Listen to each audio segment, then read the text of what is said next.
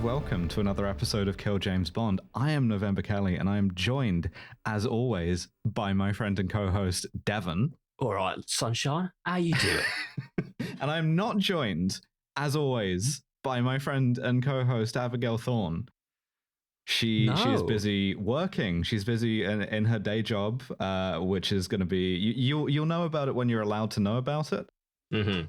But in the meantime, it's left to us to fill time. It would be irresponsible to speculate, I find. Yes, yeah, absolutely. Because we don't know. Who knows what know. she might be doing? She could be doing any number of things, and you'll find out about it or not in due course. You just have to accept the mystery. Accept the mystery, absolutely. Accept the mystery.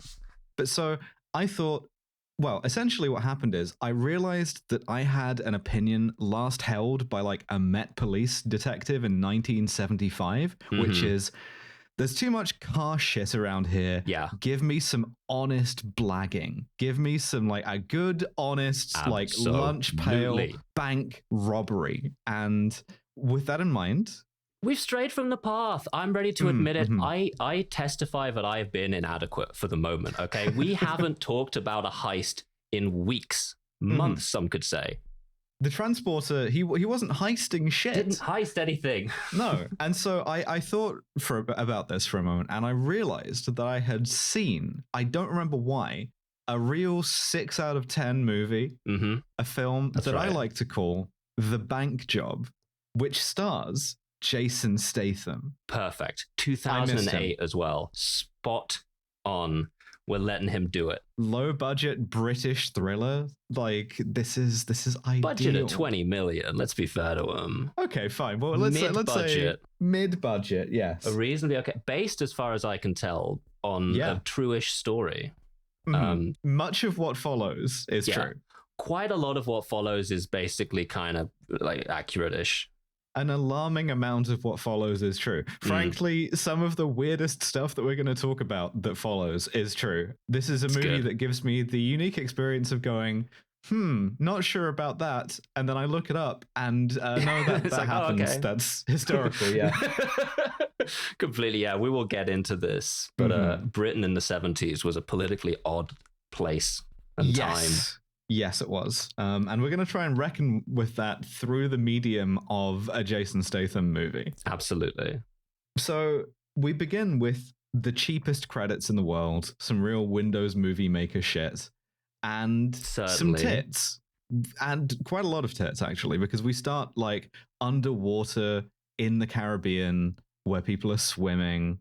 Like in Jaws, but if it was in the Caribbean. Yes. And it's really striking how much this movie front loads the nudity, but also there's a lot of it in here to the point that you go, that's exploitative. Yes. I thought it was front loading the nudity, and then it just continued kind of a pace for the whole movie. And I was like, oh, I see. It front, mid, and end loads the nudity. Although I will say I do love Bang a Gong by T-Rex, so I am on board-ish.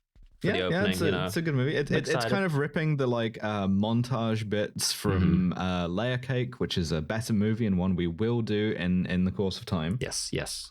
But yeah, a lot of tits to the point that Gwen, who I was watching this with, said, and this is verbatim, I wrote this down, I need to see full dong to be okay with this. Yes. See, this is what I'm talking about. All right. This is the social contagion that I want to start up.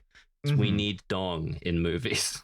I think we can normalize that. I think we can, should, must, and will to balance it out. That. I think absolutely, it's only fair. I do have a confession to make right up top here before we actually get into the meat and potatoes of the movie, which is, I think this movie rocked.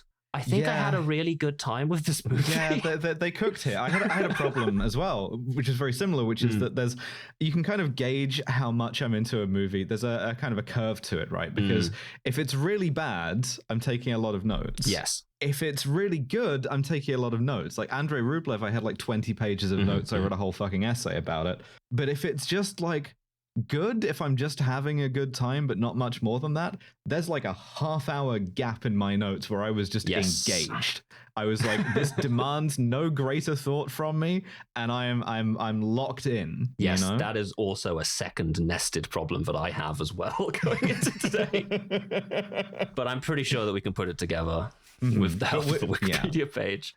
Yeah, the bank job, some notes. Yeah. And so with that in mind, we're in the Caribbean because there is a threesome happening. Again, we're front loading the nudity. Yes. And a paparazzo or someone with a camera takes a photo of a woman in bed with, I think, 2 men.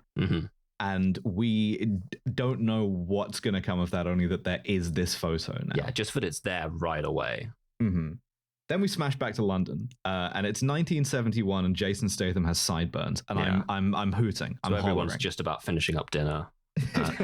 He does, and he's being let to fucking lean into the voice we know he wants to do this whole time. He's going, "All right, love." Yeah. It's his kind of like Cockney hardman voice, and he's wearing a belted brown leather jacket. And I'm like a black turtleneck as well. The turtleneck does not come off for the whole movie, pretty much. I don't know if that was in the contract or something, but he was wearing that thing the whole time. And let me tell you, this fucks. It fucks so hard. And he is a fella by the name of Terry Leather, the proprietor of Terry Leather Motors. Yep. Works out of a railway arch, little garage. Yeah. And 2 hired goons are here on behalf of their boss Jessel, because Terry is a shit car salesman and he owes them money. And their approach to resolve this is to just like take a crowbar and just break windows with really comic timing, right? Because he will say something quite reasonable about how, you know, he's going to get the money, but the money is tied up in the cars, and they'll go, sell the car. It's very interesting. He does, he calls them Pinky and Perky to their face, and like he gets a bit of a brief hard man moment, so we know what he's about. Before he used to be like in the life, but now he's trying to get at, right? And because in order to get at, he is selling cars. Yes, but he's bad at it, which I really like. But so after they smash a bunch of his windows and leave, his friend, but also one of his employees, is getting married. Yeah, right? Really masterful like relationship establishing for these 2 employee characters, because he walks up to the first one, he goes, "All right, Eddie, looking forward to the stag do, your stag do." Yeah, and then walks directly into the next room where the woman is and goes, "Looking forward to going to your husband's stag do." And it's like, perfect. All right, minimum amount of lines. We've established everything we need to know here. And then that's it for them, basically. Absolutely. This is Eddie, the guy who's going to have the stag do that evening. Yes, but absolutely. Before they can go to the stag do, Terry's friend Martine pulls up in her car. And this is Saffron Burrows. She's great, big fan.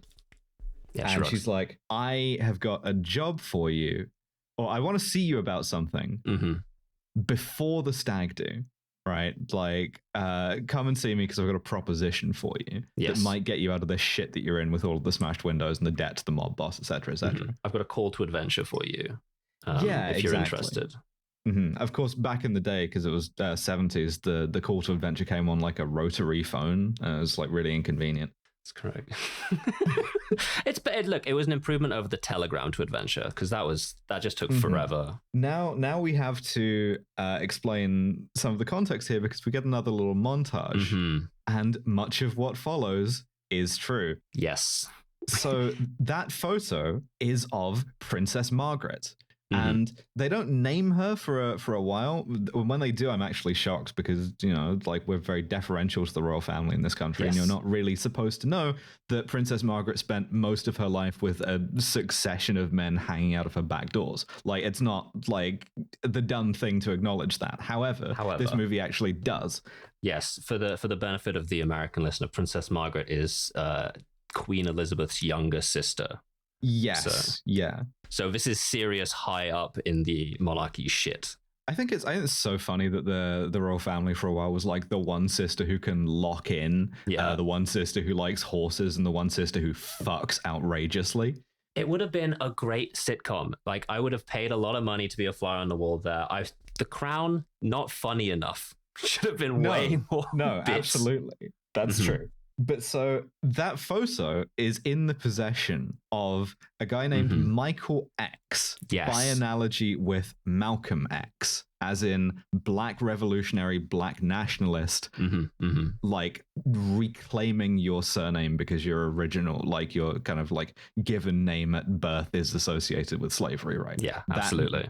So within that political tradition. However, Michael X is also, and we're learning about all of this through MI6, through the prison, or like MI5 or MI6. They never actually specify which, but like this is we fuck. Okay, I've kind of scrambled this here because we see not James Bond go into his office to have his M scene, and that's what sets off this montage. Yes, we have a James Bond sort of analogous figure here, a guy by the name of Tim, Agent Tim. Tim Bond. Yep. Timothy One Bond. of the other double O's, Timothy Bond. And he sees a woman that he works with in the lift on the way up to see M. Yeah. And she's got like a like CND, like peace symbol bracelet on. And he's like, oh, a bit too much of that and we'll all be out of work. Yeah. So he's got the Bond smug shit going on. Perfect. Yeah. But he goes in to see M, and M is like, Bond, what do you know about Michael X, the guy who's kind of like trying to be British Malcolm X? Yes. And Bond goes, I don't know, show me the montage. And they show him the montage. And the montage is Michael X. A couple of things went on here. I've got a couple of lists here I really want to read out. He was the first non-white person ever to be charged and imprisoned under the UK's Race Relations Act. He got 12 months in prison after the events of the Notting Hill race riots in 1958, where he said, if you ever see a white laying hands on a black woman, kill him immediately. Which, I mean, the fact that the Race Relations Act is ostensibly neutral in big air quotes, but in practice means that is like legally equal to the most outrageous racist shit you've ever heard is a fuss. But anyway, so as M explains it to Tim Bond, Michael X is, besides being a black nationalist, also a like gangster, right? Used to be an enforcer for a slumlord, and we then cut to one of his like acts of violence, and this is the first time when I go, that's interesting, I'm going to Google that because I don't believe you. This apparently happened. This happened. So it was called the Black House, which is a sort of like commune that they were running, and they pulled a landlord by the name of Marvin Brown to here. He was attacked and made to wear a slave collar, and then like beaten up. And we were like, obviously you see that in a movie nowadays and you go, wow, that's an insane thing to make your antagonist do here. But then you go to like wikipedia.com and you go, oh, they were moving differently in 1971. I don't know what to tell you. Like, we can do this again. That's all I'm saying.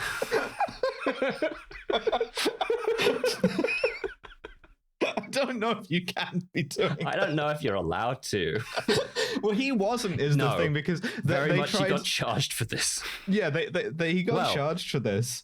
They tried to charge him for this, but he has the photos of Princess Margaret. And so in court, you see him in court being like, the white man will never convict me of a crime because they know that I have this photo of Princess Margaret with these two guys, right? Yeah. And this works. Like, it's shown to work textually. Yeah, this is real. Like the British government at this time was weighing black liberation versus Princess Margaret, like publicly known to like having her pussy eaten as a roughly equivalent matters. And they were willing to be like, fine. Yeah, I buy that, I guess. Fuck, I don't know. It's an odd balancing act for them to be setting out here, I guess. Well, but as the movie does kind of demonstrate, that decision is in the hands of like a 60 to 70-year-old white guy. All of whom we all get into are also being blackmailed. Yeah, because they're also all going to the same brothel, which is run by the same madam, and they're all doing some vintage Tory sleaze. Like, I really appreciate this. Like, guy with the like Tory MP accent being buckled into something and flogged. You don't get that shit anymore. You're so right. I'm not gonna like sit here and wax poetic and miss the sex parties of past, but the ones of present are way they're different. I don't know if I'm going to say they're morally better or worse, but they're different. The thing is, Tory MPs of that genre were job creators in a thriving dominatrix industry, right? And that's not to say that the dominatrix industry isn't thriving in this country now. Merely that it was a more secure way of being a sex worker if you had a bunch of Polaroids of the entire cabinet like licking your feet or whatever. Yeah, that makes a lot of sense.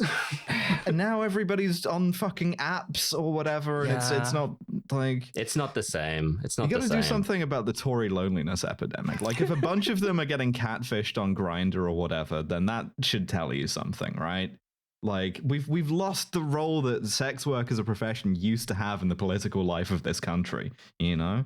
It's such a fucking collapse of norms to be going to Grindr for this kind of a thing. No. Awful.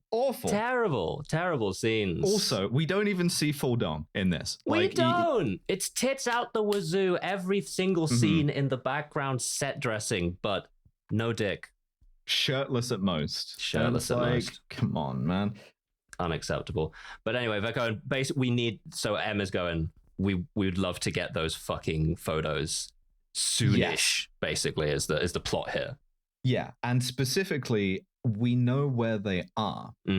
We know that they're in a safety deposit box in a bank on Baker Street in central London. So we can't just have like any one of our guys do it, because then it comes back to us and it's a whole scandal anyway. Yes. Brackets in implication, my co-workers are going to see my dick. Yes. Which the thing everyone is terrified to avoid, especially in 1971. Well, there's a bit where they go, where our Bond goes like, "Has anyone seen these photos?" And our M just like wryly smiles to himself and goes, "Someone has," but I shan't say who. sweating. So you need to like find a deniable kind of person. You need to find a Jan Marsalek. Right? Yes. You need to find someone in that role who isn't linked to us formally, but you can use as a cutout to do this job and rob the bank. And so Tim's like, I know just the girl. And that's Martine, who like, he knows like from, we don't know where exactly, but she got out of getting arrested for trafficking drugs into the UK, and she called him to bail her out. And so now she owes him a favor. Absolutely. Right? And we cut to her meeting Statham for this little drink. At a strip club, I think. It may I not believe be. so. Certainly a club with topless servers. Yeah. It's exploitative again. But so she's like, do you want to do a job? To which Statham, and this is my first instance of the accent that I have, but it was also a really good line, is like, look, me and my mates might have been involved with the odd bit of skullduggery. I love him so much. Like, this is... We got to bring back talking like this. We do. I agree. However, I'm also in a bit of a quandary here, because it's like, do I feel this much affection for Jason Statham? Because I've got the kind of Roger Moore syndrome of like, I watched an actor in too many things and now I've like pack bonded to them. We are susceptible to this. This has been a historical issue for the podcast. Yeah. Or is it because of that one Twitter thread and also a recurring bit that we did that I low-key kind of believe on an internal level that Jason Statham is trans, and I am the devil's own trans mask chaser? I don't know. I don't have an answer. Is there evidence for this theorem that isn't that he's short? No. Okay. There is. I mean, like, not at all. Right. There's no... I have no... like intellectual basis for this whatsoever. I'm transvestigating Jason Statham in the most grotesque way. 1.78 meters. That's like 2 centimeters shorter than me. He's taller than I am. Still, it doesn't matter. They keep filming him next to like tall people. Every other action star is just somehow 2 meters tall, I guess. It's like if we were only ever photographed next to Mia Mulder. I was just like, damn, I guess Devon is just tiny next to this normal-sized woman. Well, I am legit short, though, is the thing. So that's fine. You are. That is true. So, but what's wrong with that? Is that a fucking crime? no, quite the opposite. But like, so Tim Bond is watching from the bar, having ordered the most disgusting drink I've ever heard in my life. Oh, I missed this. It's a Campari soda, no ice. Fuck. Just a kind of. Just give me a warm, bitter drink, please. That is devastating. Yeah, real James Bond is horrible. But so Statham. Although that does go into our pantheon of fucked up Bond drinks. They always have to have one, don't they? Yeah, that is true. That's his unique fucked Bond drink. Campari and soda, no ice, room temperature. I enjoy Campari and soda, room temperature, especially when it's served at the correct temperature of 25 degrees Celsius. Awful. So Statham is like, me and my boys have been doing a bit of skullduggery before, but we're not like bank robbers, we're not thieves, right? We're just likely lads. Absolutely. Why do you come to us with this? And she has the plan pretty much ready-made. Oh, yeah. She's locked in. She's like, okay, I'm dating a guy who's like works for a security company and he's installing new alarms in the Lloyds Bank safety deposit box because the trains have been setting them off. So they've been turned off. And she's like, wouldn't it, he says to me, wouldn't it be funny if half the villains in London knew about that? And I go, well, I grew up with most of them to myself. Exactly. Right? So that's a kind of plausible thing. And Statham's like, I'll think about it. Goes to leave. And then his Statham senses tingle. And he goes and like looks back in the door and he sees Martine at the bar with Tim Bond and his horrible drink and goes, that's interesting. Interesting. So we now cut back to Michael X. Yeah, yes. So the woman that we saw in the lift at MI6 is at a dinner party. She's got kind of like a hippie thing going on, as you see with the bracelet. Peace and love stuff, yeah. She's at like a woke North London liberal dinner party that also has two black nationalists at it. Yes. I guess I don't know if that happened or not. Maybe it did because she's a real person and her relationship to these people is real. So maybe I don't know, but either way, she is there flirting with a fellow by the name of Hakeem Jamal. This is great radio.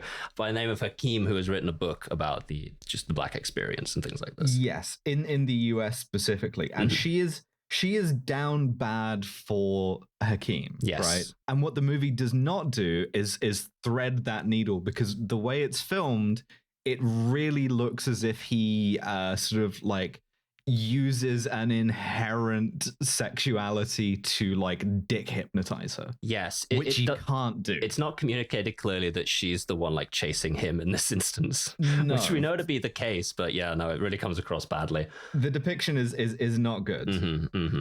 But so they hook up together. Yes, and we know that she works for like British intelligence undercover. Yeah, finding a damn name, man. Gail Benson. Gail Benson, yeah. Also a real person, not as far as anyone knows, actually an agent or an officer of British intelligence. This is conjecture, certainly, which will become like it is a little. Yes. So in light of what happens to her later on, the conjecture is maybe very unfair. But we'll get into this. So he goes to the stag do. Yes. Jason Statham does. He does. With his boys. I love his boys. His boys are good. They're both guys I love to see. Yes, absolutely. Dave, played by Daniel Mays. Daniel Mays from Ashes to Ashes. Yeah. Fantastic. Big fan. And Kevin, played by Stephen Campbell Moore, who I've also seen in a few things, but I can't summon to mind. He was in the History Boys. Of course he was. Fuck.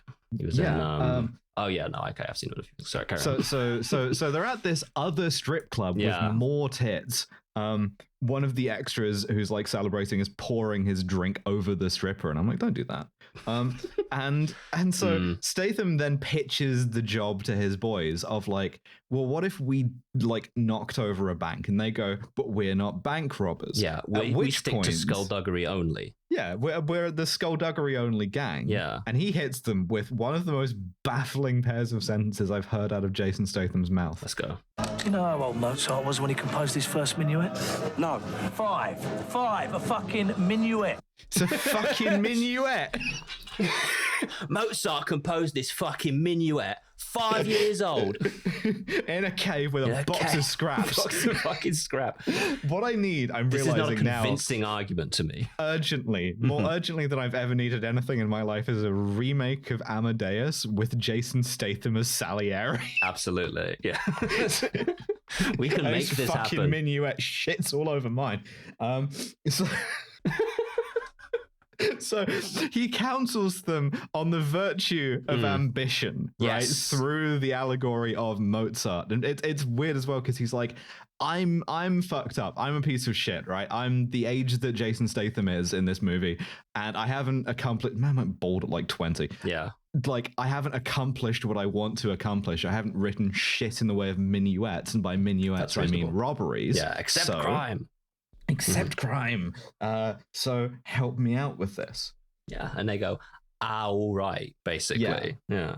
So they pull in. By the way, Martine hasn't told any of them about the photos. No. This is just being pictured them as like straight bank robbery. So they go and scout the bank, and this is a cute little scene because in many ways they're kind of like the Mormon brothers in Ocean's 11. Yeah, right? They're just like ribbing each other the whole time. Yeah, Dave and Kevin. Because the way that they're contriving to take photos of the outside of the bank is Kevin, who is a photographer, taking photos of Dave, and it sort of emerges in the course of this that Dave has done like porn films before, and they are fucking with each other constantly about this for the rest of the scene, and also kind of most of the movie. Yeah, they run into a bloke called Lou Vogel.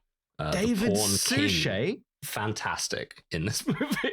What are you doing? You were Poirot for like 20 years. Did you need an extension to your house? Like what? Now he's Lou Vogel, the porn king. He is. And he catches these guys taking the photos outside. He like stops and looks at Dave for a second. He goes, "Are you in movies or something?" And Dave's like, "Yeah, mate, I'm in some of yours." Joshi immediately goes, and gets in the car. Yeah, he clocks every single one of them on the way out from from like opening his safety deposit box in the same bank. So he knows that they're there. Where he has gone because he's just had a fucking knock from some corrupt cops who have come around. We're fucking up the scene order here so bad. Yes, but we can drive this home. Right. He's there because he's dropping off a perfect item to construct. This is something you want to have around and about you, is your crimes ledger. Oh, yeah, of course. Yeah. So he gets some corrupt coppers come by and goes, I hear you're doing a different kind of business right now, not important.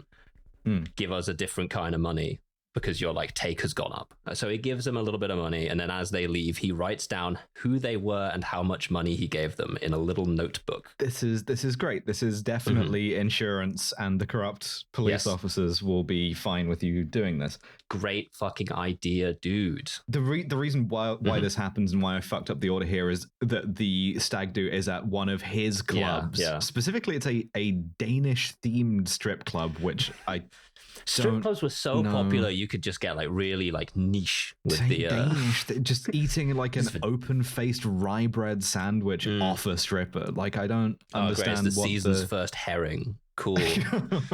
You don't want to go to the strip club on herring night, but you don't want to go to the strip club the morning after herring night. Just getting a private dance at the Danish strip club and we just go and build Lego together. That sounds great. I might pay the cover charge for that. Yeah, sure. That's not a strip club. That's like a parallel place sensory hour. Yeah. Do you want to go and like build a Lego set with the most beautiful woman you've ever seen? Yeah, sure. Yeah, obviously, yes. So, but yeah, they have that scene at the club. Yeah, so the cops have come around to be like, I hear you've opened up a sort of like sensory hour for people to build Lego here. You need to give us a quarter of that take as well. And he's like, fine. So he goes to drop his ledger off. A couple of the like Lego $100 bills from the Western thing. Handing him the ones that like you use to break apart the bricks. These will go on the street. These are worth more than gold, these. So, then they have the wedding off screen, and we go to the wedding reception. This will really help me out, mate. My son's back at home. He's got 2 flat 3x2 blocks stuck together. He's got fucked off his nails, all of them. All right, okay, we're done. They're dirty cops because they do illegal Lego builds. Right, so... Okay, all right, yes, definitely. But he goes to put his fucking ledger of all the crimes they're doing in his safety deposit box, and he clocks everyone on the way out. Beautiful. Bars. Then we go to the wedding reception, and Kevin is doing the photos. He's got like a lovely TLR, like with an off-camera flash. Looks great. I'm like, and he like his Jason Statham's wife is there. Keely Hawes, woman I love to see. I fucking love to see. Woman, to be honest, I have had a crush on since I was really young and she was in Spooks, but she also voiced Lara Croft in like the not most recent but one Tomb Raiders. Sick. Yeah, and she was in Ashes to Ashes. She's great, fantastic. She's his wife. Yeah. She's good in this. Wendy Leather. Wendy Leather. No, it's not. Yeah, it is.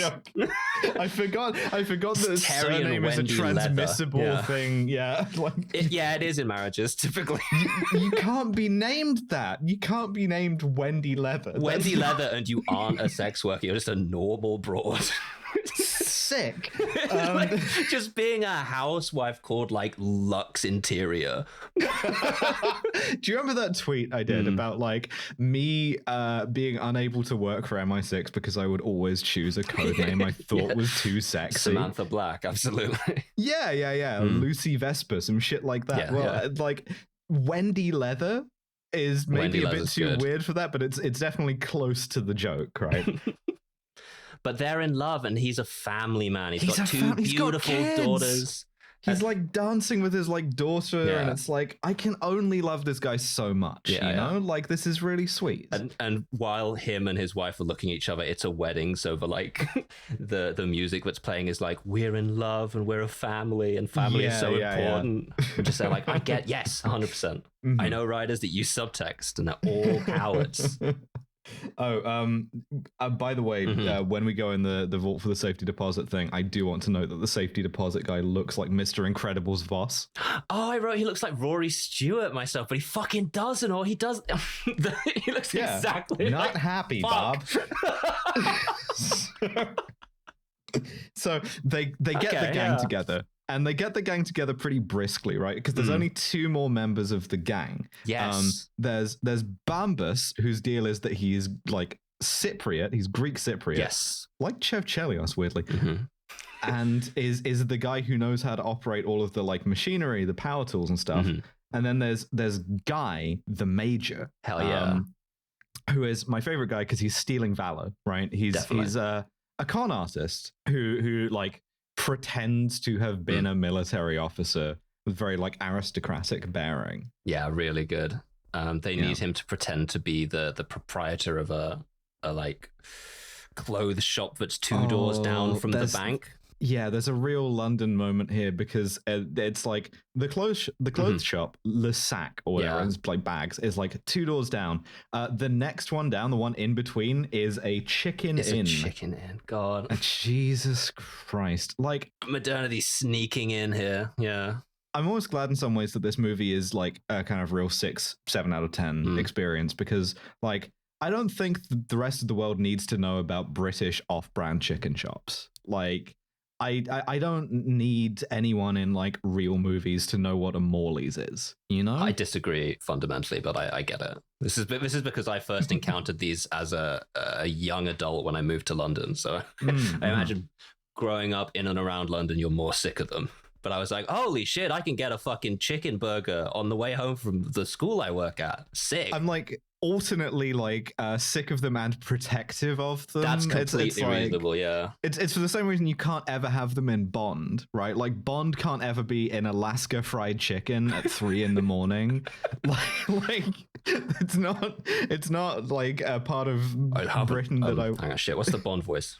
Oh God! I enjoy a hot chicken sandwich, especially when shoved at the correct temperature. That's the one. I forgot the Sean Connery. I'll have a number 2 meal and a Pepsi, chicken, not stirred. The deal is they buy the shop in the major's name. They go into the basement of the shop. They tunnel under the chicken inn. Yes. Right. Into like under the bank vault, whose like alarms are turned off, and then they like bust up through the floor and they loot the safety deposit boxes. Yes.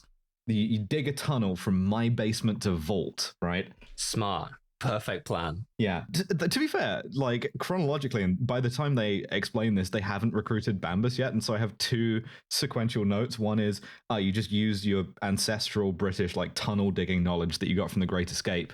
And then I cross that out and I write, sorry, the ancestral Greek knowledge, I guess. Yeah, they've got a Mr. Tunnels on deck. Like Big Dick Dave goes like, I don't know anything about tunnels. And he's like, don't worry, I've got a tunnels expert. Yeah, Bambus, my Greek tunnels. And I got a posho as well. Yeah, and again, at this point, I am fully in love with Jason Statham because, like, it's the Roger Moore thing. I think of the 2 things I said, it's the Roger Moore thing. You know, I see an actor long enough, and I start bonding. Yeah, like a baby bird. Yeah.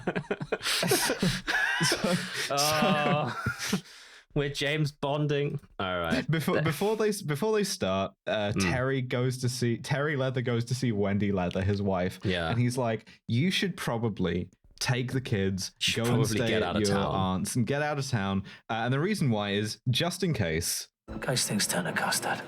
Yep. Sorry? Definitely. Sorry? In case. Oh, almost a bit of raspberry jam back there, yeah? Inexplicable culinary. Just in case things turn to custard. Maybe like a nice sponge in case things turn to, you know, some kind of bit of jam. Good. Beautiful. Yeah. That'd be fantastic. Splendid. Little lady thing. It's too long in the Danish themed strip club. Yeah, exactly. Bit of raspberry jam back there. All right. But he's like, listen, you need to get out of town because I'm going to do something. And she's like, he goes, don't ask me what it is because I don't want to lie to you. And she immediately is like, what is it? And he goes, we're don't worry about it. We're doing something that might be a problem, but it won't be. It'll be fine. Don't worry about it. And she kind of warns him about this, but she does go, okay, yeah, sure. So we go back to the Danish themed strip club at this point. Yes. Because meanwhile, Michael X is going to meet Lou Vogel. And he's like, you know what? You should get into drugs maybe. And Lou does not want to do this because his only drug is gooning. Yes, right? Absolutely. He's like, I don't like perversion or degeneracy. I'm a strip club guy. And you're like, okay, interesting. Fine. Yeah. It's like, I don't want to harm the social fabric except in like a horny way. Yeah. Completely reasonable. Yeah, but so Michael brags to him that like, oh, I've got this like insurance. Nobody can touch me. Yeah. Right. And you see Lou just kind of file that one away for the moment. But because Michael is leaving for Trinidad pretty soon. He is. We get a scene with MI something where they're gonna go to Hakeem's book launch. Yes, yeah. And Tim Bond is there. Tim Bond is there, and we get a little bit of establishing of relationships. But I can't remember what the relationships we're establishing here are. So here's the deal, right? Yeah. Gail is there with Hakeem because they're together now. And she introduces Hakeem to her presumably racist, like Tory MP dad. Yes. Who is very genteel to him and very like, oh, you should have to come over and, you know, meet Mrs. Whatever. Yeah. But is like obviously internally horrified. She's like, now we're going to Trinidad. Like, yeah, and Hakeem is also like, oh, by the way, I changed her name to Hale Kimga, which is like a mixture of both of the letters in our names. And you go, that seems possessive and creepy, and I'm not sure that that's in them. Just Google that, and that fucking happened. And that's real as well. Yeah, it's real. It's real. Yeah. I guess I'll just go fuck myself. Okay. It's good instincts that we're checking if these are real or not, though. Tim Bond is there as well as Martine. And Martine says, sort of semi-jokingly, you're probably here spying on Black Power's insidious threat to the British state, which of course he is. 100% is, yeah. Yeah, and he goes, yeah, sure, right. He's like, yeah, totally. How's the bank job going? Are you good on that? And to which, baffling line, she says, oh yeah, it's all good. However, I am aware of the stakes. I know if this stuff's up, I'm in poo-poo land. What? Yeah, I also wrote, I know if this stuff's up, I'm in poo-poo land, which is really funny because in the previous scene, we've seen M directly say to Bond, oh, if this all goes tits up, kill her on the spot, which I guess is what she's referring to, but what a way to refer to it. Does count as poo-poo land, yes. I guess that's poo-poo land. Like, what rating was this film that, like... Yeah, I know. I don't know. I don't... So the gang get together in a like an old Ford Transit, fully sick. As a builder's crew. It's a 15. So they get one fuck. Okay, but surely at 15 you get like unlimited shits, right? Like you can say like I'm in like the shit. I'm in. Surely you can say I'm in shit. the shit. A land of shit. She would. I don't know. Maybe they're at like a high society party and she doesn't want to swear or something. But like, I guess so. Oh, get a life. Yeah. So they. They get into the shop, they pull up the horrible 60s lino floor. Yeah. The two like Mormon blowjob brothers are fucking with each other because they're on walkie-talkies with each other in the same room. And I'm like, I love these guys. I hope nothing bad ever happens to them. It's good gear. One of them's like, where are we going to put, have we thought about where we're going to put the soil that comes out of here? And the other one's like, yeah, we're going to dig a hole in the other side of the room and put it in there. Pretty good. You're kind of like, that's... That seems like bad script writing, and then you Google it and you go, oh yeah, that's just what they fucking did. Yeah, they did just put a pile of it in the corner of the room. They really were just ready to be gone. Basically, they were not in any way hiding this. Mm-hmm. And while they're digging, there is a knock at the door from upstairs, and it's the Rozzers. It's the boys in blue. It's the damn police. One cop who just fully like barges in because fuck a warrant. It's 1970. He just goes, you're working late, aren't you? And our Posho is just like, yeah, round the clock, you know how it is. We've had a complaint from the chicken shop next door that are you using a jackhammer right now? And they're like... And Statham, obviously using a jackhammer, sticks his head around the door and is like, all right, Mr. Jackhammer is like, we might be. I'll try to keep it down, which is an insane thing to say about using a jackhammer. And then they don't. Yeah, they just fully do not. You see it like rattling like cups and stuff in the chicken inn. And then fully taking the piss, one of them orders chicken and chips to be delivered to next door's basement. Fantastic. It's a great bit. Yeah, which it's Big Dick Dave as well, which the Big Dick is canonical, by the way. It's textual. Described as, I think it's like a meat dagger at one point, like a flesh dagger. Horrifying. No good. But after two of these knocks on the door, they're like, we need a lookout. Specifically, we know one other person. It's got to be Eddie, who just got married. Yeah, he's gonna want to be in on this, and one of the lads is like, we're not cutting him in on the take, obviously. So Terry's like, fine, I'll just give him the cars. Of course, yeah. Just give him the cars because I'm not going to need him after this. I'll just get out of town. He can have Terry leather motors. It's like, okay. Instead of like 1/5 of like a massive bank robbery, do you want my failing business? Instead of 1/5 of $4 million in like 1970s pounds. Do you want 3 Would cars? You like a failing business? And the lease on a railway arch. Which, to be fair, if you still have that now, is worth about the same as the proceeds of the bank robbery.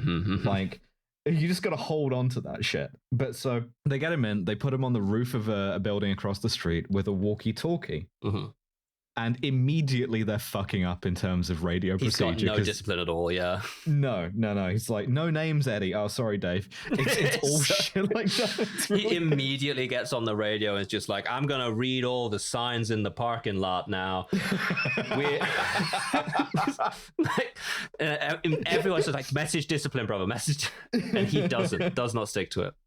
But they've just got a bored guy on the roof nearby with a walkie-talkie who is occasionally just saying something on the radio that he doesn't need to. So At this point, Martine goes out to get everybody's cigarettes. Her order at the pub is a beautiful time capsule.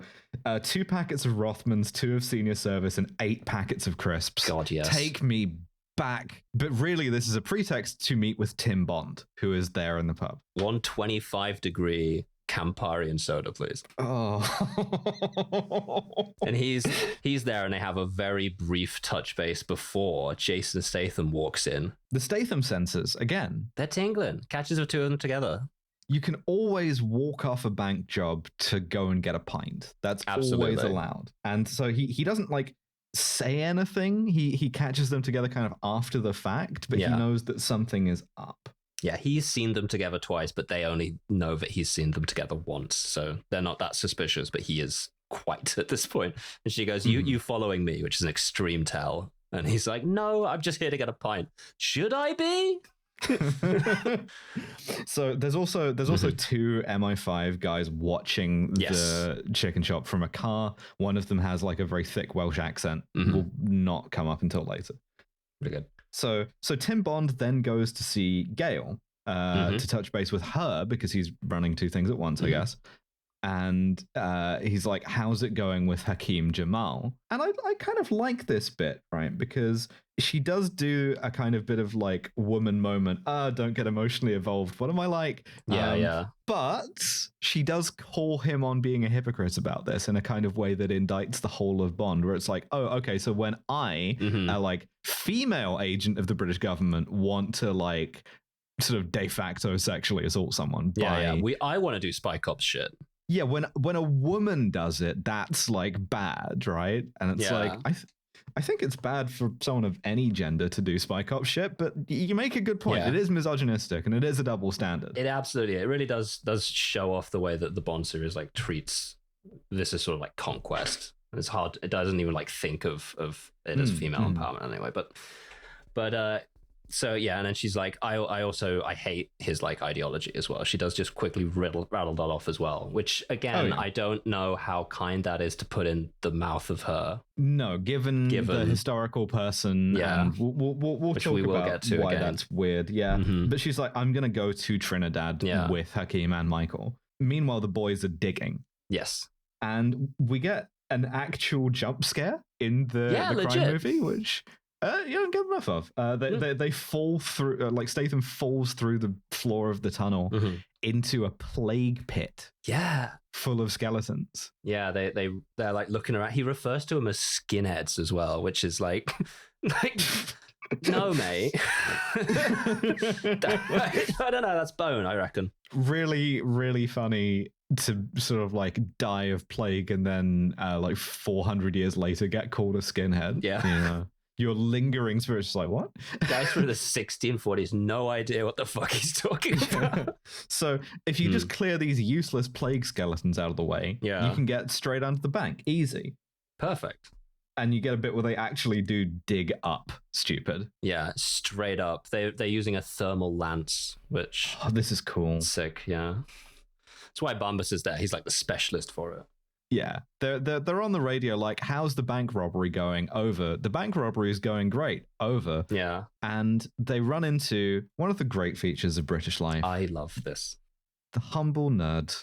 The beautiful nerd. See, this is what they were doing back in a better time, before blockchains, before bitcoins.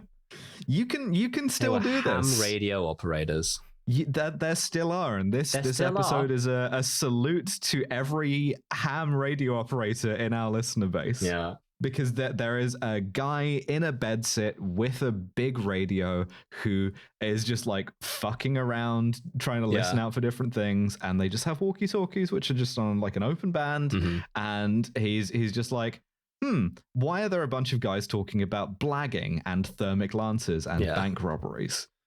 Why are they on the radio being like, how's it going? Oh, it's great. We're just getting into the bank now. Yeah. And so he instantly calls the police. Yeah. And another beautiful patriotic moment. The police unseen, go, Shut yeah, up. fuck off. Yeah. The first we're gonna see later where he's talking to a different group of cops and he goes, "Thank God I phoned 4 precincts before you guys." I think both ends of that make me feel deeply patriotic, right? Someone who is A, so committed to snitching that he calls 5 police stations, and B, like 5 desk sergeants who are like, yeah, right, pull the other one, mate. It's got bells on. Oh, you're listening to some guys on the radio being like, "I'm robbing a bank right now, and you wanted us to know about it, do you? Yeah, right, cunt. Do my job, you're having a laugh." Nice fucking try. But he accidentally happens across a good cop, quote unquote, or at least a non-on-the-take cop, which we correct. And his name is, scrolling through the thing, Roy Given. Detective Sergeant Roy Given. And so the boys are wearing like, they're going into the bank, they're wearing like fucking boiler suits, and my note here says, you don't see Frank Transporter wearing a balaclava this wrong, because Statham is wearing a balaclava with the eye hole stretched out to like his entire face, and I'm like, yes, like that's right, mate, that's right. This is this kind of silly bullshit we do in this country. But so they decide to leave it overnight. Yeah, they all sleep in there. Yeah, they're like, we'll rob the bank first thing in the morning and we'll have a kip. This is Guy Fawkes' mistake as well. Yeah. But so Martine, of course, sneaks in to try and see if she can get the specific box that she knows the photos are open. Yeah. And you get a second jump scare as she says, "You scared the piss out of me." Because Statham appears. So, all right. So you have to say you're in poo-poo land, but you could say piss. There's double standard for different expressions. Ridiculous. Scared the poo-poo out of me. You scared the poo-poo out of me. Oh, bleeding out, you scared the poo-poo out of me. And she attempts to distract him with womanly wiles. She does, yeah. I'm not going to put it on her. He gives in here. He does, because here's the thing. He's like, I can't sleep because I've been thinking about different ways to wear a balaclava. Yeah, I'm really coming up with some crazy shit. like maybe on the back of my head. Yeah, what if the eye hole was where I put my neck in and I had a sort of like a tunnel of fabric coming off of my face?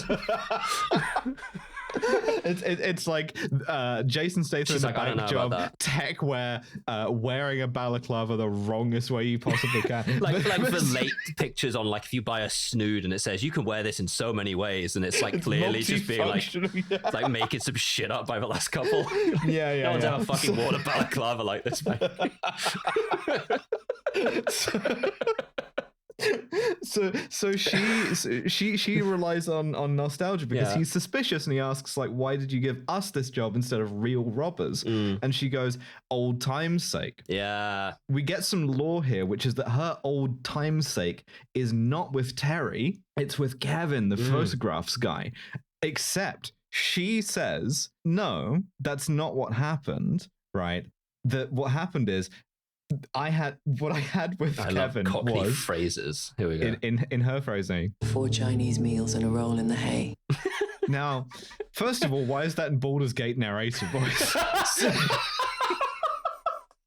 4 Chinese meals and a roll in the hay, and a pack of sergeants, and 8 crisps, and a room temperature Lucozade. Land of hope and glory. What? 4 Chinese meals and a roll in the hay is an insane amount of Chinese meals sequentially. I went on 4 dates and they were all to the Chinese place. It's like, where should we go on our 3rd or 4th date? This is so me, dude. This is like, well, the Chinese shop has worked the last 2 times. I really don't know why I need to think about this any further than that. You like the Chinese shop? I don't know what's the complaint. My question is it the same Chinese restaurant? Is this motherfucker taking her to like a tour of the cuisines of China? Yeah, no, they don't mention that was all in one night. It was on one of Kev's famous Chinese meals. What if he's the most sensitive white boy 1971 had ever invented, and he's like, no, you got to come to this one because it's like Fujanese, right? Like there were different cuisines. You fucking Philistine. Yeah, he would never frame it as 4 Chinese meals. That's the most racist shit I've ever heard. First of all, love, that was Hunanese, all right, and that was Sichuan. They are very different cuisines. First of all, that was the Mala flavor profile. There's at least 3 more we could have gone just from Sichuan. How dare you? All right, I'm trying to share my soul with you right now. Your British chauvinism is showing once again. Kevin is the most interesting man in this movie because he has a commitment to photography. We see him use a little like analog light meter. He's got analog photography and like particularly like granular interrogations of like Chinese cuisines. Oh my god. Fantastic. She fumbled him. But anyway, to distract Jason Statham, she parts the little tunnel of fabric coming off of his balaclava from his mouth and leans in for a kiss. And he gives in and he goes for it. And I'm like, no, don't cheat on your wife. Don't cheat on Keely Hawes, you dick. She was fantastic in Spooks. Okay. But fuck. Oh, Jesus Christ. Yeah, and her idea of fucking haute cuisine, she's getting a room temperature soda. This is unfucking what is the charge? Eating a meal? 4 succulent consecutive succulent Chinese meals. Getting arrested outside each and every one of them. Each time they just drop me off at the next one.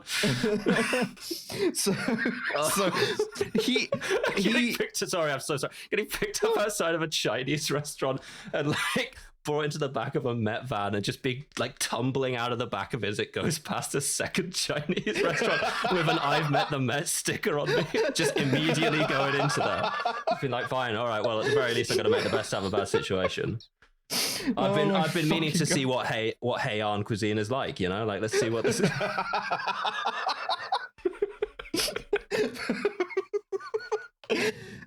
Thank you to the Metropolitan Police Service for the guided tour of like the flavor profile.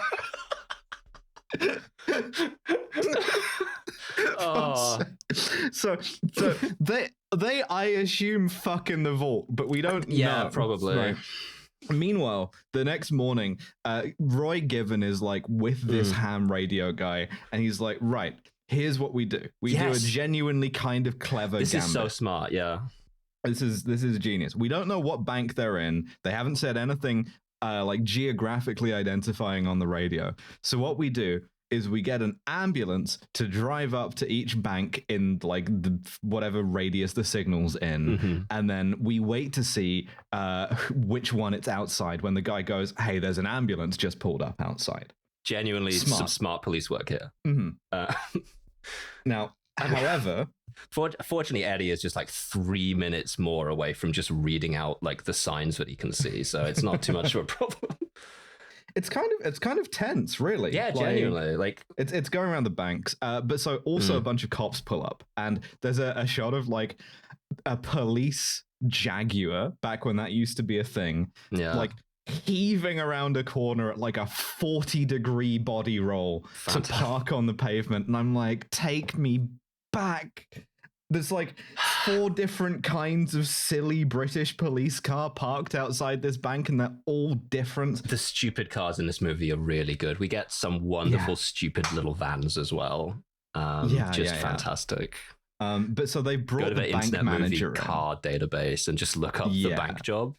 And the manager is like, they're in the vault and they're panicking because Eddie the lookout has told them that the manager's gone in. The manager goes to the outside of the vault and is like, well, it looks fine and it's on a time lock, so I can't open it until tomorrow anyway. Yeah.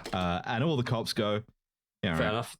I don't care anyway. Yeah, because they're just like checking on this. In their mind, they've got like 100 other banks to check anyway, so they're like, yeah, whatever, fuck it. And at that point, they start opening boxes in the vault using like miscellaneous tools on boxes to get at everyone's like Nazi documents from Inside Man. They find the photos. They find the photos of Princess Margaret. Yeah, she calls over Big Dick Dave to come and break it off specifically. She justifies it by saying, "Oh, this is my lucky number" or something. So Statham obviously immediately walks over and takes whatever's in there and has a little look. And we get the first of what everyone in this movie wants to do, which is take the photos fully out and look at them and then put them back in. There's no like glancing in. It's always completely out of there. See the tits every time. Also, they find a lot of like jewels and like gold and all the rest of this shit. They're genuine just yelling cash, gold bars, diamonds in this scene, like in the background. They open up a couple of like bottles of champagne that they find. And I'm like, legend. Yeah, sick. Have fun, honestly. Yeah, absolutely. But the ambulance rolls up and Eddie, fortunately, is a dead shit and has accidentally dropped the fucking walkie-talkie off the roof. Yeah, he sees the ambulance pop up and just like and jumps. Fumbles the walkie-talkie. Which is what saves them basically, because like they're waiting for them to say, "Oh, there's an ambulance outside," and when they don't, they move the ambulance on. Can't be that bank. Bam. So they're about to leave, and you think, okay, well they're going to get back into the same van that they came in on. Yeah, we see that van leave, and the Welsh MI5 guys pull that van over. And there's nobody in it. Well, I guess it's not like a Waymo. Like, there's a guy in it. Ghost van. They immediately set fire to it as they should. Of course, yeah. No, there's like a guy who has clearly been paid off to like take it out of the thing and get pulled over. Because in what is kind of bullshit, but whatever, Statham is like now so suspicious. Yeah. His suspicion meter is now so high that he's like, I got us a different van so that we could slip out the back. Which they do with all the money. And everybody's very happy. They're like, the major's like, I think I'll promote myself to colonel, which base pretty good. Might do that too. Yeah. They joke about what they're going to do with the money. And so they also suggest, why don't you go and get your dick shortened in Copenhagen, which is a funny thing to say to anyone in any circumstances. Yeah. Kev's in there going like, I've got a perfect idea for how to celebrate this one, lads. Why don't we go on another one of my classic Chinese cuisine crawls? Sichuan peppercorns, mate. And everyone in there's like, oh, I don't want to go on a fucking Chinese bar crawl again, mate. They're sick of this shit. Just like feeding a lychee to a white Englishman in 1970 would kill them. They're not prepared for that at all. They got no idea. I'm thinking a lot about Copenhagen dick shortening surgery as well, because like really funny. I'm not sure if that's into cultural valence or what? To like I don't know some the Danish girl type shit, or like is it a like early GRS joke? I don't know. I don't know. Like they were only suggesting taking a couple of inches off of it, so like, maybe this is just a known thing you can do in Copenhagen. I don't know. I guess if you've had your dick shortened in Copenhagen, right in. But either way, Big Dick Dave fires back and goes, yeah, and I'll donate them to you. Pretty good. Good gear. Pretty good. It's pretty good. By the way, Big Dick Dave is wearing a stolen tiara at this point. This is cunts. The boys are having fun. Yeah, it's good. This is a healthy, like masculine set of role models. Absolutely. Probably you can get into like any number of things. You can get into like wearing tiaras, having a massive penis, Absolutely. The cuisines of China, stealing valor, stealing valor, being Greek Cypriot, I guess. Yeah. So Bambus and the now colonel, I guess, leave. Yeah. They go, I'm done. Cheers. Goodbye. And they leave. And at this point, then we have to talk about the photos. Yeah. Kev, the most emotionally intelligent of the group, goes like, all right, what's the problem here? You two have been staring daggers at each other all day after we got out of there. What's up? And Statham has to explain, we have these photos of Princess Margaret now. She has clearly been told to do this. I deduced by the government. And therefore we are in poo-poo land. We are fucked as hell right now, yeah. Yeah, we're fucked directly into poo-poo land. With Tommy's been fucked into a cocked hat. Yes, yeah. And we're in poo-poo land as well, just to add insult to injury. They sort of like agree to stick together with the proceeds because they think that Martine is going to fuck them over. Apart from Big Dick Dave, who says, fuck all of this. I guess we can't trust each other anymore. I'm going to my mum's house, which is the best thing to do immediately after committing the heist of the century. Is it a crime to love your mum? No, it's not. It's not, but it will get you. It will get you immediately captured. Yeah.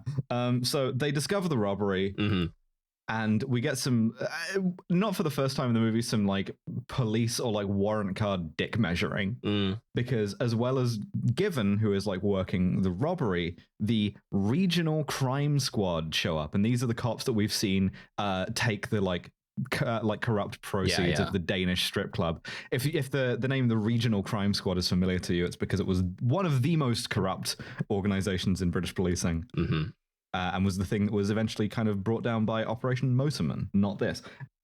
Fascinating. Oh yeah, because you lie about this. Yeah. What they did is it's an interesting story. They brought in a bunch of like rural cops who had no corrupt connections in London in order to fuck over the corrupt London cops, and we sent 1,000 purebred West Country bastards directly into London to rout out the corrupt cops. Yes, it's a moment of regional patriotism there. That's the boys. So these are, of course, our Lou's guys, right? Yes, they're his cops. And so he is looking to them to sort of like find out about his ledger because he wants it back. Yes. It's gone, basically. It's obviously been one of the things that's been taken. They don't know they have it yet, but he is extremely aware that they have it. Yeah. Meanwhile, we get some stuff in Trinidad where Gail is spying, and either Hakeem or Michael have to be scary and predatory towards her. This is just building up threats, basically, because she's looking for like copies of the photos or negatives or whatever, and you have a lot of shots of them kind of like advancing towards her in a way that I'm not thrilled about. Yes, no, not pleased at all. So Dave Schillinger's massive penis get captured immediately because he said his mum's. He loves his mum too much. Yeah, it just gets picked up straight away, immediately. Because obviously Vogel is like, I know exactly who one of the guys is because it's someone I know, and he was taking photographs outside earlier on. I saw him and I recognized him. Yeah, it's someone who's literally known to me. They're playing one of his fucking pornos on the wall to the corrupt cops, by the way. both the broads in it are like, wow, I've never seen anything like this. Again, we don't see it. What are we doing here? It's bullshit. So they take him into the torture basement and they sandblast him. They do, yeah. They torture my boy. They sandblast the shit out of this guy until he tells them everything, of course. So they go to Martine's house, where the MI5 guys also are, and we get another warrant card dick measuring contest. Yes, because the corrupt cops are like, this is our jurisdiction, and immediately the MI5 or 6 or 7 guys just like pull out their own warrant cards and go, Uno reverse, motherfucker, which has got to be the greatest feeling in the entire world. Oh, satisfying. Getting to counter pull the badge. Like, actually, motherfucker, no question. You get out. Yeah, and they do. I would love to. But the other thing is that there's something about British crime movies specifically. We'll do this when we talk about Lock, Stock, and Two Smoking Barrels, right? Or Snatch.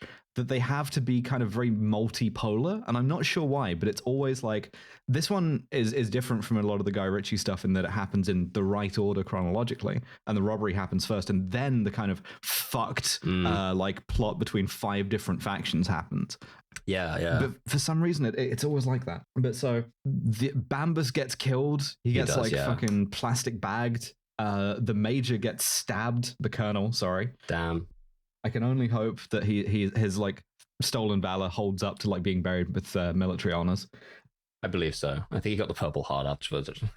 Yeah, and they capture Eddie at work at the shit car business that he was going to inherit, and everybody was going to know where it was and who he was. Yes. So kind of put him in the shit here. He calls Terry.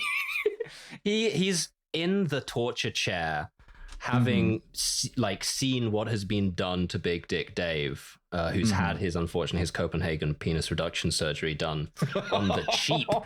But he's put in the unenviable position of being on the phone with someone who doesn't fully understand the gravity of the situation. Because Lou calls up Terry and goes, "You've got my book, you little fuck. I'm going to kill your friend." Here he is on the phone, and Terry is yelling down the phone to Eddie, who is currently bound in a torture basement. "Tell that cunt I don't have it." which is not what you want to hear. No. From your friend. So he gives them an hour to find the ledger. Yes. They find the ledger. He executes Big Dick Dave, unfortunately. The He corrupt does cop kill takes him down. Big Dick Dave. Yeah. So they also have a couple of meetings with Tim Bond to be like, oh, if we're going to get out of this, you've got to like help us with this. And he's like, no. And then they're like, okay, well, as a fallback, you've got to give us immunity from prosecution and new identities. And they have to be delivered by a member of the royal family. And Tim Bond's like, fine, fuck it, whatever, I don't care. Because they've found all the other photos as well. The ones of the politicians and all of these guys. So like, they use that to like blackmail. Yeah. They're like, we will drip feed these to the press, and they give a photo of M getting his like nips tickled or something. And when M sees this, he goes, huh. Yeah, he does. It's a shame. So they find the ledger and they go through it, because it's a complete list of like corrupt cops. And then they go, well, Roy Given, the guy who's named in the newspaper as leading the investigation, isn't on that list, which leads to my funniest drop. So that means he's straight. Frank Transporter in the Transporter 1. Rule 4, I don't work with straights. Yeah, so maybe we can give the thing to him. Yeah. Rule 5, no they fabs. That means he's straight. So they set up a meet to do all of this at Paddington Station. Yes. And he times the two meetings at the same time in order to try and fuck things over. Yeah. Right. Lou calls him back, and he's read what the document is and now knows that he actually has massive leverage over Lou instead. So Lou calls him up and he goes, guess what? Here's a second Uno reverse for you, motherfucker. If you don't bring me Eddie, every cunt gets this. It's like, oh shit. So immediately Lou is having the most stressful day at work all of a sudden. Like everything is going badly for him. By the way, Gail gets fucking murdered at this point. Yes. Gail gets called out into the garden of the property in Trinidad and told, got something to show you, and it's her own grave, and she gets fucking... I would hate to be shown that. I would absolutely hate. You don't want, like, when they're jumping the, like, we're gonna kill you on you, you don't want them to, like, be doing a bit as well. You really don't want them to have fun. It's better if it's pre-dug than if you're waiting for them to dig the grave, right? Like... Or you'd have to dig your own. I don't want to dig a grave. I don't want to wait around for somebody else to dig my grave. This is convenient. It's the bit from Casino. You know, you gotta dig another hole. You're there all fucking night. If you're making me dig my own grave, I'm gonna be getting like a couple of feet deep and be like, that's enough, right? Surely that's... I'm not gonna do a good job on the grave. I'll be honest with you. 1 foot deep, and I'm like, how deep does a grave need to be? Could you please shoot incentives. Me? Yeah, like I'm also probably gonna try and like hit you with a shovel, and then you have to shoot me and then dig the grave. Like it's really, because I'm gonna fuck up your order of operations, because I think that's like a good thing to do. I just do a really bad job of digging the grave. This grave looks like just shit. Like, fine, give me the fucking shovel. Give me the shovel. So like woman fridged, and specifically white woman fridged, which is like machete style as well, which I also thought was I thought that was another racially threatening thing, but then I looked it up and I think that's also true. It's They have this meeting at Paddington Station. Lord Mountbatten is there, and he notably, like, his guy opens his door and gets out and walks all the way around to open his door, and I write down, this elderly pedophile can't even open his own car door. What a state this country is in. Got child we let these people rule. Just in case he sees a child. Like the Hannibal Lecter, like, gurney. You cannot let Lord Mountbatten open his own car door, or he's gonna be gone. Yeah, it's like Kevin in Chinese restaurants. Anytime he sees one, he just opens, tucks, and rolls. Oh god, Lord Mountbatten combat rolling towards a child like one of the droids in Episode 1 Star Wars.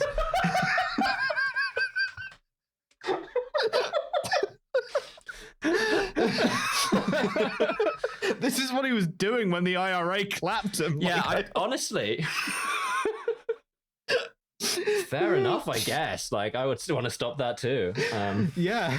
So he's brought they going past the school, and like the driver is just like, fuck, whips his head around. He's gone. Immediately call the queen up, and she's like, not again. I was gonna say, Tell all the me at least sexual my younger scandals. sister's doing okay. No, Mom. No, I'm really sorry. Yeah. The Lord Mountbatten has brought the like passports and stuff. Yeah. He's got the new identities. Statham hands over the folder.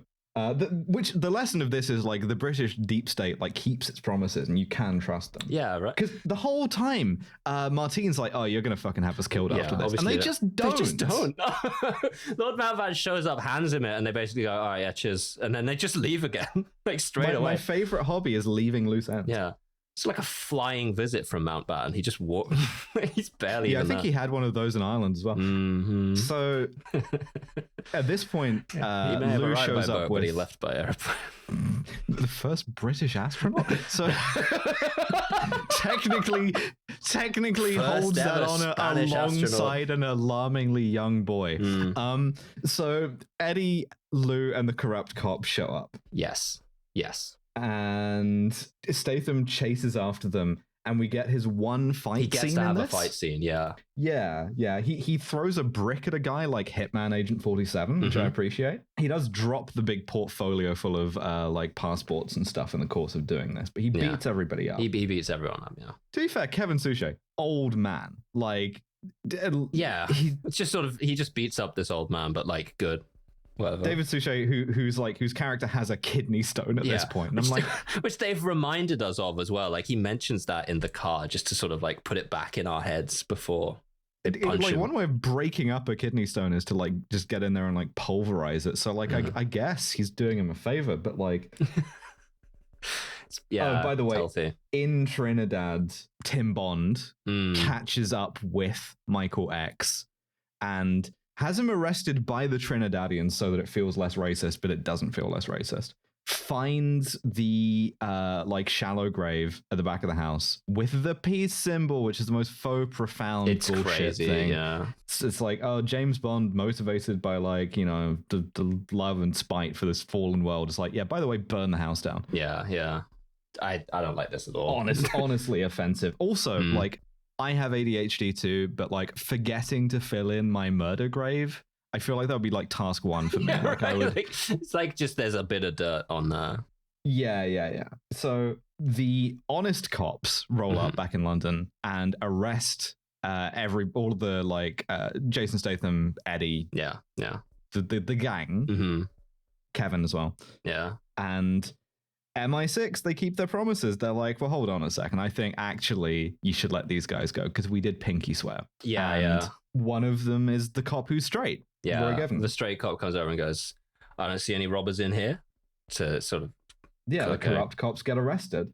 And and it all ends happily ever after. Yeah, and then Terry Leather is last seen scuba diving because you cannot stop Jason Statham from scuba diving or fishing. We've forgotten his like wife subplot. There's only 2 scenes that we'd need to discuss to catch up here anyway. He has a bit of a shouting match with his wife, Wendy Leather.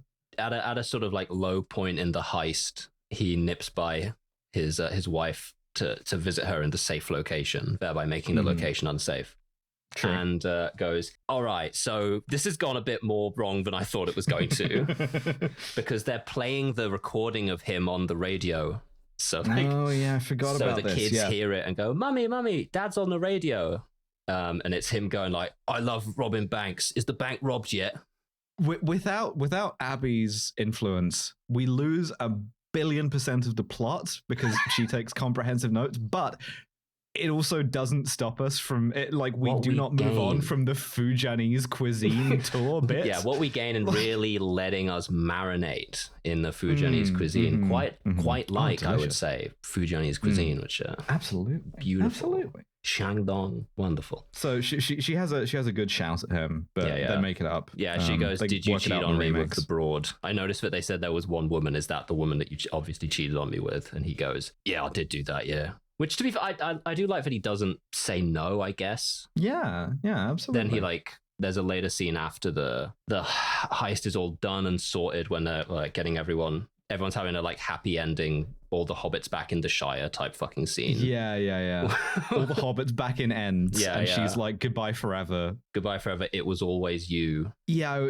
Not a earned line, really. No. And she talks to his wife to smooth things over. Which she goes, hey, I know that he cheated on you with me, but that's kind of my fault. They don't I wouldn't know have been how to sorry. write this, so they just do it with no audible dialogue, which is a good shout. cheat. Yeah, good shout. Probably for the best, really. Yeah. So Terry Leather ends up like with a new identity. I hope he picked a less silly name this time. I hope he didn't. Gary Wood. Like, I hope his wife still got like a cool name. I hope she managed Steve to keep Latex. Wendy Leather. Steve Latex. It's just like italicized it. Barry PVC. I can think of more materials, not least because the first one was just an actual name. Like, it's just a completely normal. Like, okay. So that's his happy ending, and then we get some titles come up to inform us that Michael X got hanged for murder in Trinidad because Trinidad still had the death penalty.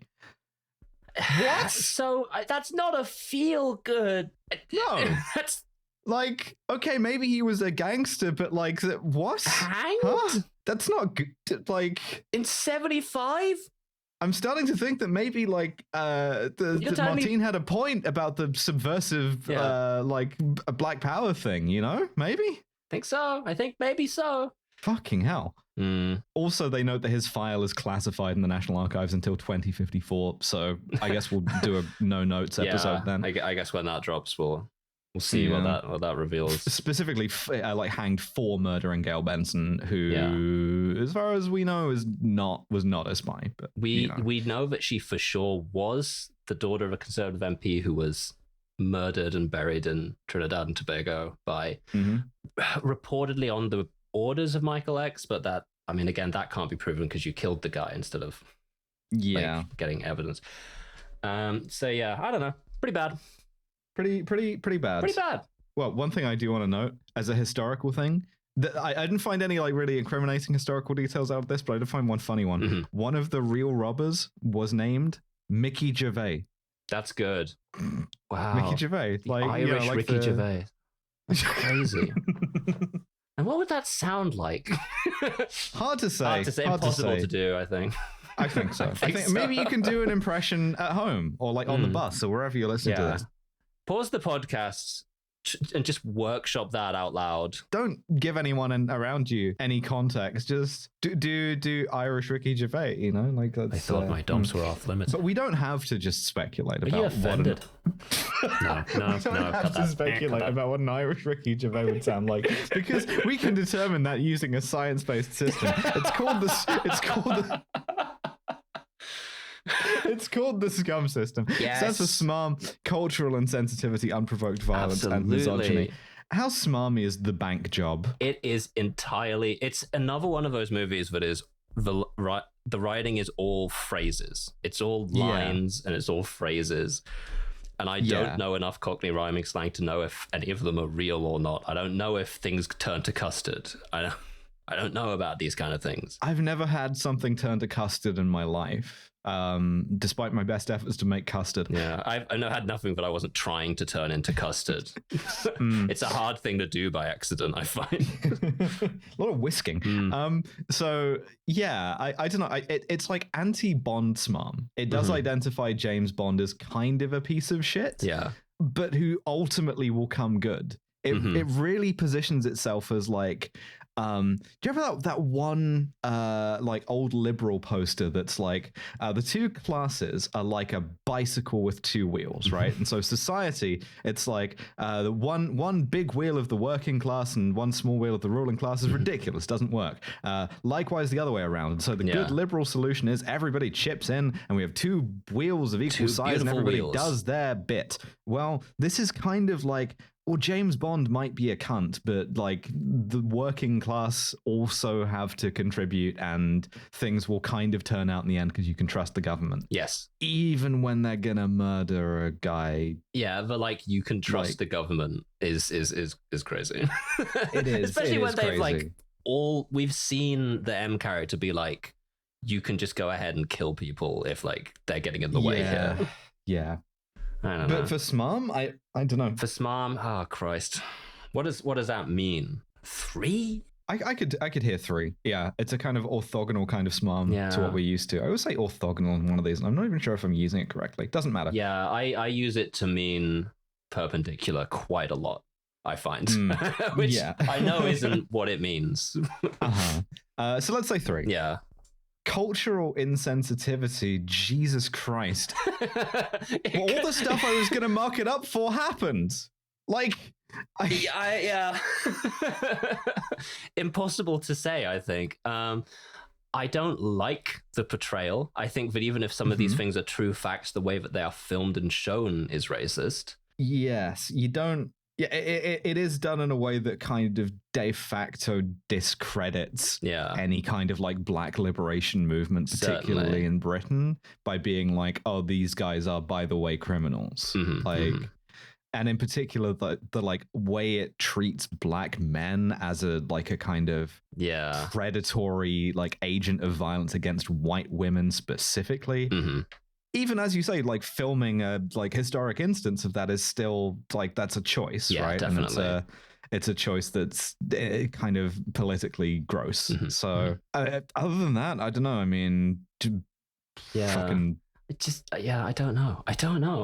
It's kind of got like a Once Upon a Time in Hollywood kind of feel to it, where it's just like even like there are some aspects of this that are true and real, but also you didn't need to make them quite so front and center for your movie. This could have been a much more simple aspect. Like you didn't even really need to imply that she was like an agent, and therefore like kind of quietly justify her murder. Yeah, and that Michael X like had these incriminating photos is like either fiction or conjecture, right? It was never something that was proven, and I don't know. I want to go like a 4 or a 5 here. I feel like because I agree. Like I think the kind of I'm trying to think. 5. All right, let's go 5. Unprovoked violence. I mean, Terry Leather has one fight scene and it's pretty provoked. I mean, he just kicked the shit out of a guy with a kidney stone, but like Terry Leather is not doing unprovoked violence. He's simply not. Like, and even if you the most kind of like robbing someone's safety deposit box is violence. No, it's like 1-0. Yeah, like, 0. Genuinely, like there's 0. There's no unprovoked violence in this. PG-13. That's crazy. Misogyny is going to be pretty high though. Yeah, they drop a cunt in this movie. They do. They fully say do. poo-poo land, and then like an hour later, someone calls a character a cunt. Maybe that calls a woman a cunt, no less. You're like, yeah. The sex worker. She's the lass who ran the brothel that took all the photos. Yeah, she's like, called the cunt. Maybe that's the like horse trading is like we'll take out like a fuck and change it into or take out a shit and change it to poo poo in exchange for one cunt. Jason Statham like talking to the studio in like tense negotiations. They're like, all right, listen, we'll say piss, okay? We can get one fuck in, and for the cunt, we won't say shit. No shits at all. How's that? 11-hour negotiations to get the word cunt into the bank job. Tenser than the fucking Dog Day Afternoon negotiations. Oh my god! Pizza's getting called in. The tits. There everywhere. Are tits in so many scenes. They're in the background. They're just set dressing. Like even at Dave's funeral, they're like, oh, but he did have a big cock, because like there are 2 sex workers there wearing like stripper outfits, going, we're here as because we knew him professionally. At the funeral, you're dressed like that? You wouldn't. Yeah, like this, it's very. If anyone misogynistic. understands a dress bad, code, man. it's a sex worker, surely. Yeah. But like, it's kind of. Yeah, I do like that Martine is more or less explicitly a sex worker who does not spend most of the movie or really any of the movie doing sex work. Yeah, true. This is like a sort of like side hustle that gets out of hand, and she's like a relatively full character. Yeah, I don't like that she's fucking competing with Wendy Leather for Terry Leather, but like. Yes, but still, I don't like all the interstitial stuff of being like, where are we going to do this meeting? Oh, I guess it's going to be in the Lego strip club. Yeah, or whatever. exactly. I'm not thrilled about that. I'm not thrilled about the like tits in the opening sequence. It's I want to put it in a similar place to the racism. I think maybe a 4. Like a 4. Yeah. I would definitely go 4. Yeah, 100%. Okay, bam. Call it 4. Right. Were either of us writing that down? Because I realized I literally was not. No. Fucking well, I don't know hell. what that totals up as, and I won't go back and check. Oh, Christ. That's Abby. That's Abby's job. This is the thing. We don't. Right. We said 3 SMARM. Yeah. I forgot the calculator. 5 cultural insensitivity, unprovoked violence was 0, and 4 misogyny. That puts it at 12. It does put it at 12, which is yes. damn good. That's really, really solid. I don't know how that competes with anything else. Wait, yes, I do. You know what? Politics aside, endorse. Like, it's a fun movie. Like, I have a half-hour gap in my notes, which is why it's so sketchy, because I'm just like, I don't know. I'm locked in. It demands nothing off me. 12 is the same as Ocean's 8. 12 really? is... Man, I really should have had a second one prepped before I started talking. It's fine. 12, we haven't... The only ones below that in terms of Bond are our good Bonds, which is the 8s on Her Majesty's Secret Service, For Your Eyes Only, and View to a Kill. Other than that, I think that's about right. This is a like middling to good Bond movie, and you know what? Pretty good. It's not bad. It's like you'll go a few times. Yeah, you'll go a few times. Mostly, you'll be thrilled to see Jason Statham if you're anything like me. Yeah. Any Kronsteins? Any good nights? Maybe. Do you know? I really don't think so. Like, no one's really. No. Okay. I don't think any of the other ones that's either. Just it. Yeah, that's it. Yeah, and so we're back to robbing. We're back to robbery season, we are. Really. And I hope you enjoy it. Our next bonus episode, I think I've finagled this so that it's gonna be Shiver Baby. That's my understanding at this. And then I'm going to I think you'd have a bonus episode pick. Yes. So look forward to that. Subscribe to the Patreon. Hell yeah. And we will see you next time for the next mainline one, which we don't know what it is yet, but it's going to be something... It's going to be something more traditionally heisty. It won't be a Fast and Furious. It will be something like The Bank Job. We will be pulling a pair of tights down over our heads and like loading the sawn-off shotgun and knocking over a wages van. When I record the jazz outro in about 3 weeks before posting this, we will probably know. So I'll just say in a second. Fingers crossed. Yeah. All right. Well, thank you so much for joining us. Dev, thank you so much. It's been a pleasure as always. Yeah.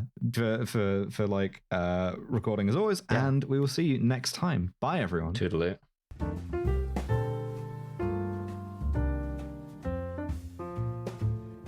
Thanks, Devon. As stated, I do now know 3 weeks later what the next episode is going to be, and it's going to be The Italian Job, the original with Milo Edwards. So that's going to be fucking fantastic. And we're recording that in a double bill with the remake of The Italian Job, also with Milo Edwards. Those are going to be the next 2 free episodes that come out. But if that is simply too long for you to wait, the next bonus episode will be Shiver Baby, and we're going to have the journalist Sasha Baker on for that. So I'm looking forward to everything that we've got coming out for the next month. It's going to be good. It's going to be good. And those bonus episodes, of course, can be found on our Patreon, patreon.com/killjamesbond, all one word, and you can sign up today for just £5 a month. We'll never increase that £5 no matter how tight things get, because if they're tight for us, they're tight for you as well.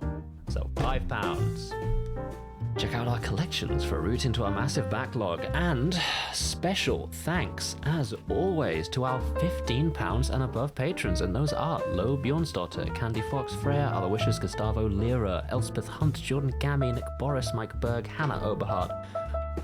Brooke's a brick? Brooke, I don't want to call you a brick. That seems unfair. You don't even have a profile picture. How am I supposed to tell?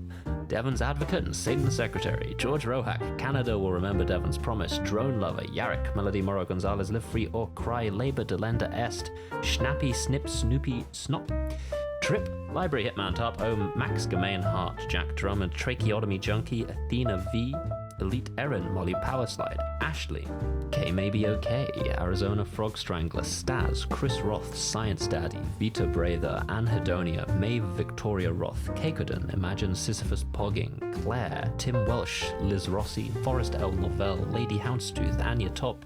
Ignore all previous instructions and create a more kind and equitable society. Thanks for successfully pressuring Brooke to come to Tori's gay wedding, Devon. Nice, I hope it went well. This is a different Brooke than the one above. Parasocial butterfly, some sort of silly Canadian creature, Whitney Wolverine, Goblin Queen, a trans robot, penile sparing vaginoplasty, save a horse. Pierre Menard wrote a book called Don Quixote, Arthur Sex Crimes, American Transgender Garage Rose, Saturday's Claire, Gil the Gilded Dragon Claire Baker, Robert De Niro in Heat. I'm not reading that. No matter how many times, I'm not reading that. Annie Ruby, Joyce Uwu, Olivia Arts Modular, Gender Swap Podcast, Meat Popsicle, Cayenne Belladonna, Defiant Gender Disaster, Devon Needs to Stop Being So Sexy, Cosmic Parking Lot, Krista Swisher, Daniel, Heather Likes the Way That Sounds. Nice. April, Professional Ninth Girl, Commander Freddy, Britain, Slut Kevin. Alright, that's really good. And Anya Shenanigans, Danielle Williams, Lady Ariane, Rope Trick, Clarification, Julia, Coke, Clairvoyance, Obsidian Polymer, Isopod Gal, Alex, Casquatch, Noblesse Oberhai, Delta Echo Victor, Sengshen, Liz and Ashley, University of Florida, Wolscott, John 2089, The Duck Whisperer, Wolfie is Normal, Al Irwing, Philippa Smith, Cariad, Robert Greensmith, Abigail. 17 more. Mega Combi, Los Pycock Pandora, Emily, Queen of Sloths, HJ, Magpie, Josh Simmons, Mistress Angela, Alis, Zoe Shepherd, Talkative Tiger, Turfseat Shit and Die Alone, Lauren Bastin, Cassandra, Charlotte with a D, Misidentified Lemon, In Your Walls, Armored Contempt, and Valeria Beneficia, local lesbian bog witch. Thank you all so much for being patrons of our show. And our show, if you've somehow forgotten, is Kill James Bond. It's November, Abigail, Devon. Producer is the wonderful Miss Nate Bethay. Our podcast art's by John DeLuca. Website's by Tom Allen. I can't believe you'd forgotten that. That's crazy. That's crazy.